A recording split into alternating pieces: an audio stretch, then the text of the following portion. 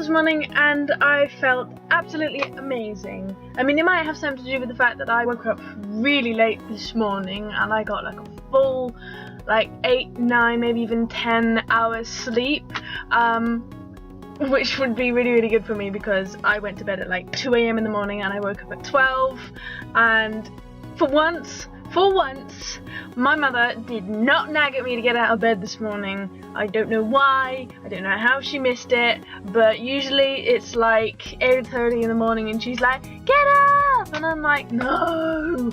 But today I got to sleep in until 12 o'clock and I feel so refreshed and rejuvenated and amazing. So I am having a really good morning and I hope you are too. So this morning I was doing a bit of a tidy up and I realised that I have a lot of change around in my bedroom. Seriously, I've got like 20 quid knocking around in just pound coins, and that's not even counting the silver and the copper. I always seem to have random bits of change around my bedroom all the time. I even have like little piles of it just ready to pick up whenever I need some change while I'm going down to the shops. So today I thought I am going to be making myself a change jar. I've made these cute little jars before as little gifts for people, friends, family. I sent them off to them, but I've never actually made one for myself. So I'm going to be showing you how I make my own little personal change jar today.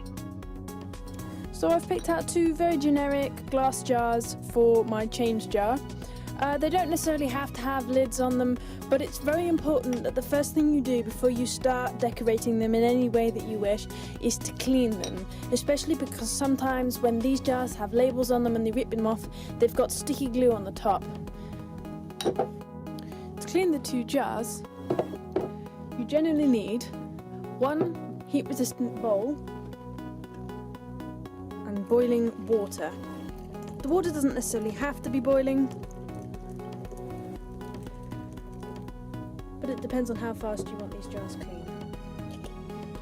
You just generally put them inside, let them soak in the water for a short amount of time, and occasionally turning the glass without burning your fingers. Leave it in there for a short while, come back to it, and the sticky that was on there will come off very easily if you just wipe it off with a kitchen towel. Once the jar is completely clean, just take a bit of kitchen towel and wipe around and completely dry it off. I'm going to be decorating this with glass paint, so the jar has to be completely dry before I paint anything on it. The paint I'm going to be using is glass paint, specifically designed to be put on glass, because your normal acrylic paint will just eventually sort of scrub off. Glass paint will initially come out as an opaque kind of colour, so it seems like a clear block. It will eventually turn transparent and you'll get a lovely see-through kind of blue or red or green, and if you choose to put a candle inside the jar, it will give it a lovely glow. Now I'm going to be working on a curved surface, so that's going to make it a little more difficult, so it's always best to keep your designs simple. I decided to take inspiration from an artist I admire called Pierre Mondrian, who created paintings using simple shapes like squares and rectangles, and sometimes filling them in with the primary colours red, yellow and blue. Now, unfortunately, while I do have glass paint, I don't have any black kind of paint which will form the lines that I need. So instead I'm going to be using acrylic black paint. I would typically use something also called gutter, which works as an ideal barrier against glass paint, but unfortunately I don't have any black gutter with me today, so I'm going to have to settle for acrylic black paint, which does work as a good second best, and while it does wear over time, and it only just needs to be reapplied. To get the straight lines that I want, I'm going to be using little strips of masking tape either side so I can get a nice clean line straight down the middle.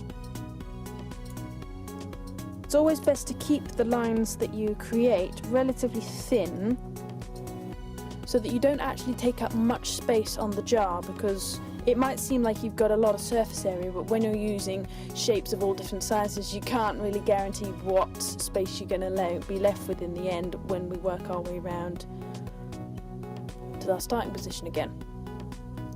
And lastly, when it comes to putting on masking tape, I like to cut down the middle, therefore creating thinner strips which are easier to work with, and I like to use the outside lines because they are guaranteed to be 100% straight, whereas there may be slight little wobbles where you've cut it down the middle if you're using a pair of scissors. So surprisingly, you really don't need very much paint when it comes to doing this. You just require a tiny little dab on the surface. You may sometimes have to apply 1, maybe even 2 layers of this said black paint. The more the merrier when you're using acrylic, because then it will last longer and also appear darker. Now that the paint's dried, I can just take off the masking tape like that, and it does usually leave a clean line. I can see that there is a few marks which I want to get rid of, but I just use my nail and I scrape them away.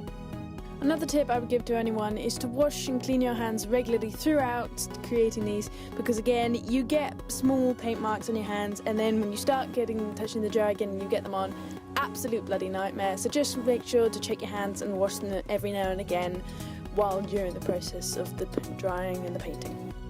If you decide to do the squares and shapes like I did, when you're actually making the rectangles and squares, where you put them can be completely random, or you can have an order to them.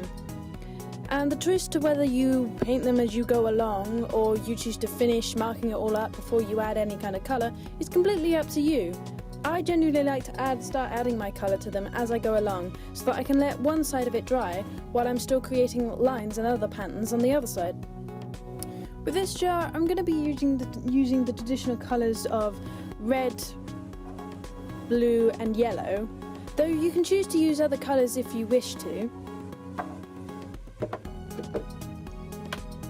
Here's one I actually made earlier, and I decided to go with like turquoise and pinks and kind of like a golden yellow.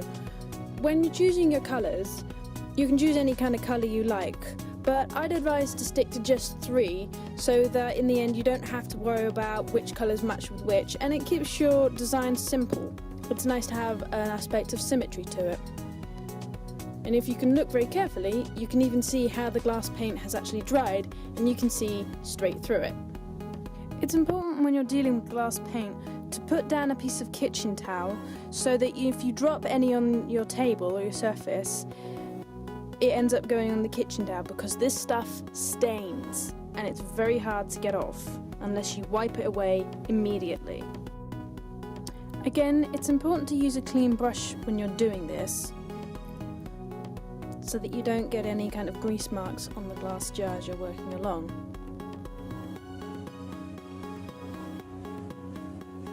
This stuff is really, really runny,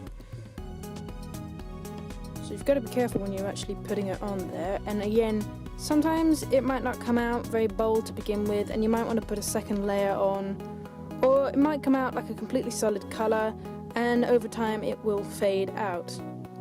But it's important that once you've applied the glass paint, that you leave it to rest in a certain position, so that the glass paint doesn't start to run down the sides as we are working with a round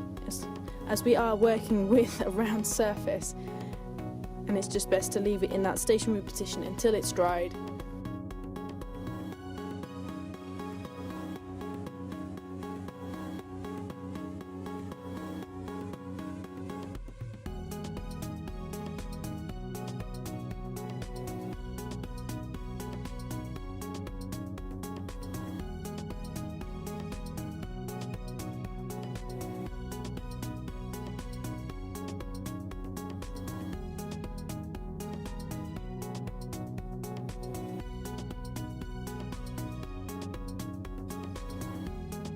Once you've finished actually filling in all the squares, you can usually just leave that to dry and continuously work around the sides as you go. but that is eventually what they would look like. It's a really, really simple, effective way of decorating just random glass jars that you would otherwise throw in the recycling. It just makes something nice out of something that you would otherwise thought was rubbish. And here we have the finished product. A wonderful 360 degrees.